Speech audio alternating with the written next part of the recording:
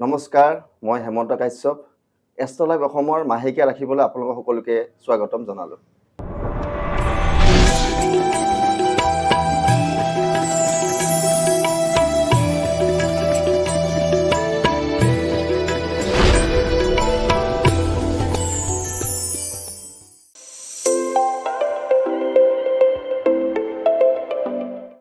এইবাৰ আহিলোঁ মই বৃশ্চিক ৰাশিৰ জাতক জাতিকাসকলৰ।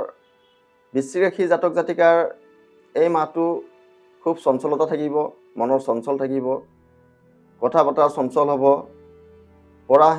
পঢ়া শুনাত অলপ অস্থিৰ ভাৱ আহিব। ব্যৱসায়ীসকলৰ মাজত এই মাহটো এটা মিশ্ৰিত ফল প্ৰদান হ'ব। চাকৰিয়ালসকলৰ মনটো চঞ্চল হৈ থাকিব। তো এই মাহটোত আপোনালোকৰ এটা মিশ্ৰিত ফল প্ৰদান কৰিব। এই মাহত এটা পূৰ্ণিমা আছে, যিসকলৰ বৃশ্চিক ৰাশিৰ জাতক জাতিকাসকলৰ চন্দ্ৰগ্ৰহ এনেও নিচস্থ থাকে। নিচস্থ চন্দ্ৰগ্ৰহৰ কাৰণে দৌল পূৰ্ণিমা বা দৌল যাত্ৰা পালন কৰিব, নিশি পালন কৰিব। তেনে কৰিলে আপোনাৰ চন্দ্ৰৰ যি অশুভ দুখ, সেই দুখসমূহ খণ্ডন হ'ব। আৰু এই মাহত এটা চন্দ্ৰগ্ৰহণো আছে, কিন্তু ভাৰতত অধিক্ষ। তাৰ বাবে কোনো ধৰণৰ পাকদ্ৰব্য খোৱা নিষেধাৰোপ নাই। 18 মাৰ্চ বুধবাৰৰ দিনাখন অমাৱস্যা আছে।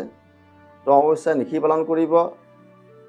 যিসকলৰ শনিৰ দশা অন্তৰ্দশা চলি আছে, সেই দশা অন্তৰ্দশাৰ শুভ ফল প্ৰদান হ'বৰ বাবে অমাৱস্যা নিশি পালন কৰিব। তেনে কৰিলে আপোনালোকৰ শুভ হ'ব।